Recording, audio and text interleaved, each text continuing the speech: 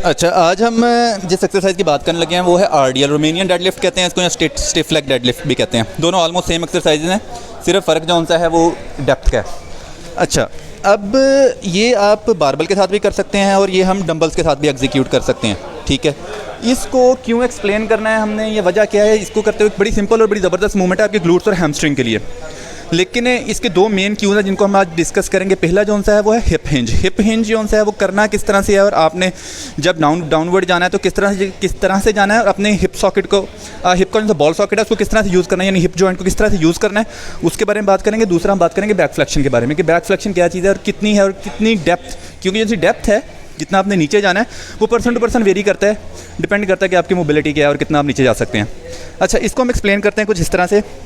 आइए ज़रा देखते हैं कि सबसे पहले तो आप डंबल पकड़ लें या बारबल पकड़ लें, उसको पकड़ना किस तरह से और रखना कहाँ पे। इसको आपने अपनी बॉडी के बहुत ज़्यादा क्लोज रखना है, और जब भी आपने उठाना है, पहला लिफ्ट लोग अक्सर कैजुअल ले लेते हैं, तो हमने कैजुअल नहीं लेना, अपनी बैक स्ट्रेट रखनी है, ठीक है, और इसको उठा लेना है।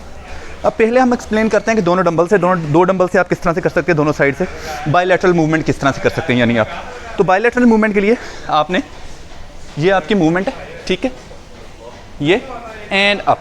अब मैं यहाँ से यहाँ तक भी चला जाऊँगा तो मेरी बैक में फ्लेक्शन नहीं आ रहा, ठीक है, बैक जो सी है वो मुड़ नहीं रही। अच्छा, ये हमने डंबल नीचे रखे हैं। अब चक्कर ये है कि जो मेन क्यू है नीचे जाने के लिए वो ये है कि हम ज़्यादातर लोग क्या कोशिश करते हैं, हम यूँ नीचे जाने की कोशिश करते हैं। इसमें मेरी बैक तो देखिएगा, बैक तो स्ट्रेट रह रही है, ठीक है, लेकिन मेरी चेस्ट फॉल कर रही है, ठीक है।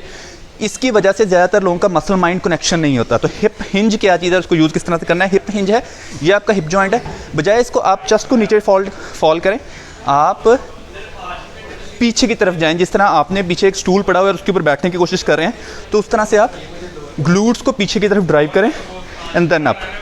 तो ये मूवमेंट है, इस मूवमेंट को आप याद रखने की कोशिश करें। अब जैसे ही आप ये मूवमेंट करेंगे, आपका मसल माइंड कनेक्शन जो होता है हैमस्ट्रिंग और ग्लूट के साथ बेहतर हो जाएगा।